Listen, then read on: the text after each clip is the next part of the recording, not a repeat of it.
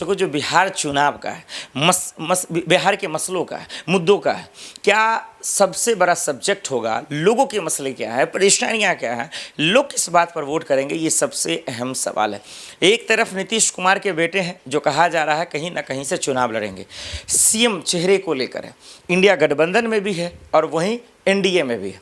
एक तरफ लोगों का मानना है, जानकारों का मानना है और मीडिया रिपोर्ट के मुताबिक अगर सवालों को खंगालेंगे, आप देखेंगे तो समझ में आएगा कि कहा जा रहा है, सुना जा रहा है और अफवाहें लोगों के बीच में मौजूद हैं कि नीतीश कुमार अपने बेटे को आगे कर रहे हैं।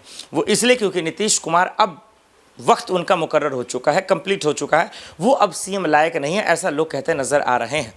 इसलिए इंडिया गठबंधन की तरफ से ये आरोप है। तेजस्वी यादव ने ये कहा भी था जब मीडिया ने उनसे सवाल पूछा कि क्या नीतीश कुमार को सीएम नहीं बनाया जाएगा, क्या वो सीएम के चेहरा के लायक नहीं होंगे, क्या एनडीए कोई अपना चेहरा बनाएगी, क्या बीजेपी अपना कोई चेहरे को आगे करेगी।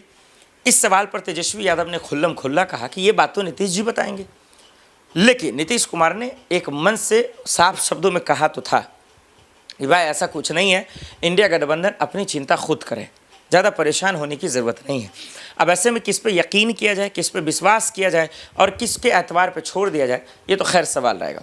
लेकिन जहाँ तक मेरा मानना है दर्शकों कि जिस तरीके से बीजेपी एनडीए की रवैया रही है, जिस तरीके से वो अपने पैर को बिहार की दहलीज पर फैला रही है, उससे कहीं ना कहीं वो अपना सीएम चेहरा तो लाने की कोशिश में है, फिराग में है और अपने वजूद को बढ़ाना चाहती है, इसमें कोई शक नहीं। जेडीयू से ज़्यादा उनका फैन फ्लोइंग है इन दिनों बिहार में।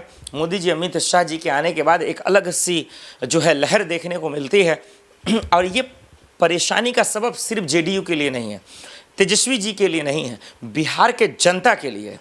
जनता के लिए इसलिए कि जो बीजेपी कहती है क्या वो करती है, बीजेपी जो कहती है या फिर जनता जो कहती है क्या बीजेपी सुनती है। इस बात पे तवज्जो देना होगा, इस बात को समझना पड़ेगा कि तमाशा किस तरीके से आज की मौजूदा सरकार ने बना रखा है। आप देख लीजिए, आप चले जाइए दिल्ली में, जिसका अगले वीडियो में हम चर्चा भी करेंगे। लेकिन मोदी जी ने चीख चीख कर, चिल्ला चिल्ला कर कहा था झुग्गियों को नहीं हटाया जाएगा, उस पर बुलडोज नहीं किया जाएगा, उसको बुलडोज नहीं किया जाएगा, एक्शन नहीं होगा, बुलडोजर एक्शन। लेकिन आज मौजूदा हालात क्या है, दिल्ली का शायद ही कोई कॉलोनी या कोई झुग्गी बचा होगा जिस पर बुलडोज ना हुआ होगा, जिस पे चला नहीं होगा।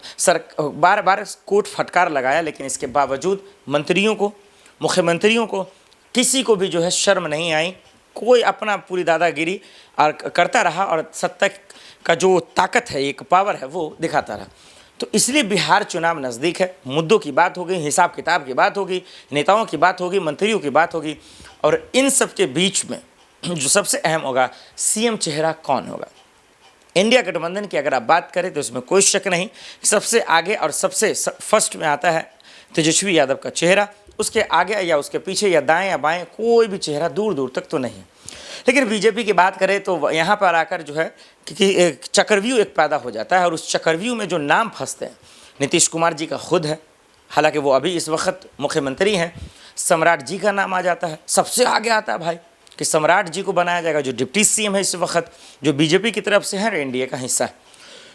तो एक तरफ नीतीश कुमार के बेटे निशांत का भी नाम आ जाता है। तो ऐसे में लोगों के मन में जो है एक कहीं ना कहीं डाउट है, कन्फ्यूजन है। इस कन्फ्यूजन को, डाउट को क्लियर कौन करेगा, दूर कौन करेगा, ये तो खैर बीजेपी हाईकमान का काम है, एनडीए का काम है।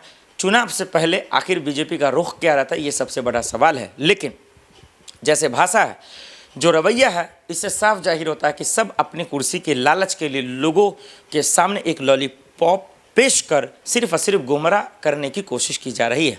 ऐसे में बिहार की जनता को सतर्क होना होगा, मसले को तलाशना होगा, मुद्दों को तलाशना होगा और बेहतर कौन नेता होगा उसको भी अब परखना पड़ेगा।